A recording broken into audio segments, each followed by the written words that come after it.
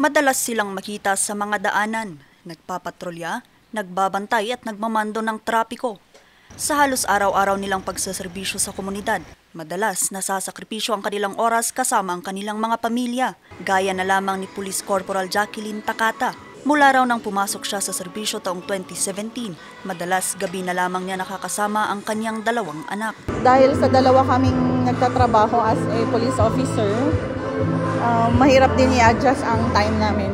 Bilang isang ina, malaking bagay para sa kanyang isang araw na makasama ang kanyang buong pamilya. May quality time kami para sa kanila. Yung hindi namin nagagawa sa previous days kasi work lang lagi. Ngayon, parang nakakabanding namin sila kahit one day lang.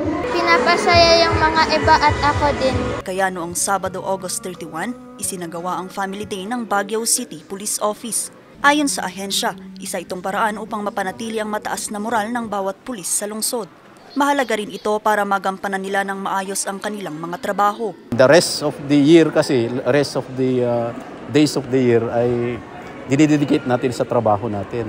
And this activity is one activity of the several activities that we've been doing to maintain yung moral and welfare ng mga personnel natin. As I've mentioned that Baguio City is one of the busiest, if not the busiest city in entire the country. And of course, kung busy yung city, busy din yung mga kapulisan natin. Maliban sa pagkakataong makasama nila ang kani-kanilang mga pamilya, nakinabang rin ang mga pulis at kanilang mga pamilya ng libreng serbisyong dental at medikal. Mayroon ding iba't ibang serbisyong handog ng iba't ibang sektor ng pamahalaang lungsod. Kaya ang 49 anyos na si Police Executive Master Sergeant Arn Mangangay, hindi na pinalampas pa ang pagkakataong maipakonsulta ang kanyang mga mata.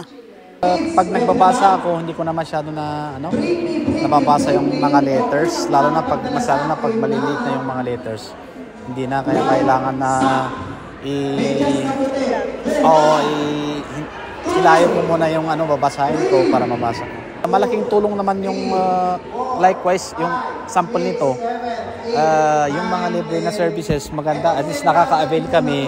Ganito rin ang 29 na taon na sa serbisyong si Police Captain Wilson Fagayan. Siyempre, high moral ka kung maganda yung kasi maganda yung pagtrabaho mo. Hindi ka masyadong nagkukuhan ng hindi ka sakitin. Kaya maganda rin ang serbisyo, ma'am.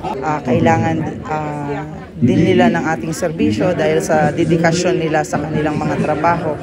Despite challenging ang kanilang mga work, may mga pamilya silang naiiwan sa bahay. Ginagampanan pa rin nila ang kanilang mga tungkulin, and it's about time na mabigyan din sila ng free services to boost their morale. Halos 300 mga pulis ang nakinabang sa aktibidad na hatid ng isang institusyon at iba pang ahensya ng pamahalaan. Vanessa Bugtong para sa Luzon Headlines.